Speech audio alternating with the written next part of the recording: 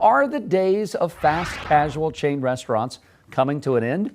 Just this week, two popular restaurants, Red Lobster and Applebee's, announced store closures all across the country, including locations in North Carolina. They're joining a wave of other household named chains forced to either shut down or shrink their real estate footprint in recent years. Queen City News Chief Business Correspondent Taylor Young joining us now. Taylor, what's happening to some of our favorite chains? I know, it's really disappointing and sad. So in the last couple of years, there has been really a perfect storm in the restaurant industry. Not only are they facing financial pressure following the pandemic, but they're also facing sort of a mindset change or shift from their customers who are also struggling financially themselves. So this is a list of the recent closures that have closed really in the last year or so. So this week, Red Lobster has temporarily closed 87 of its restaurants in 27 states, 4 of which are located right here in North Carolina.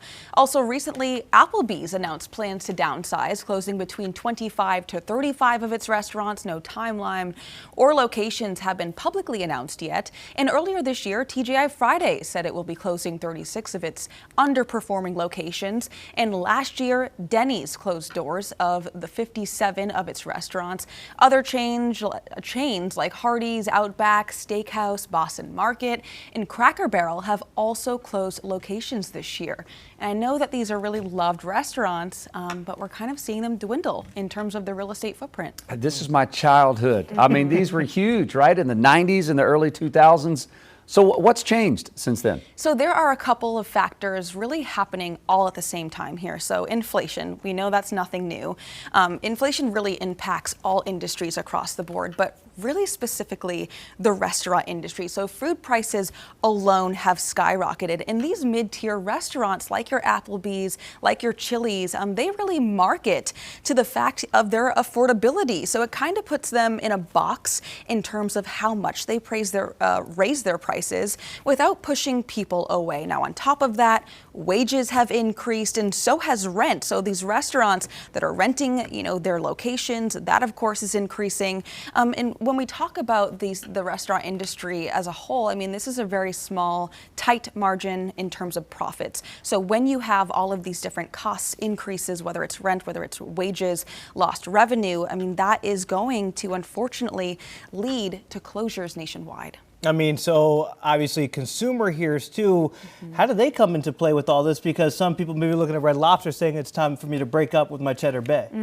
Yeah, so the mindset actually has changed drastically with customers, even if you do love them. But, you used to be able to go to this restaurant with your entire family and spend maybe $30, $40. But now, I mean, you could be spending more than $100.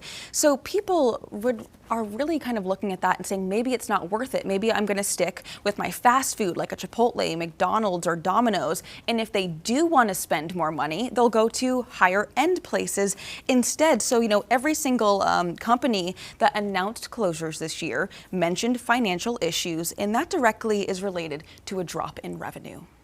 All right, so what does this mean for, I guess, the future of these fast casual dining establishments? So when it comes to this fast casual industry, location is absolutely everything. So what I think we're going to continue seeing, if this trend continues, which inflation is kind of not really going anywhere right now, we could be seeing more waves of restaurants closing. I think we're going to see the ones that are in locations that are thriving.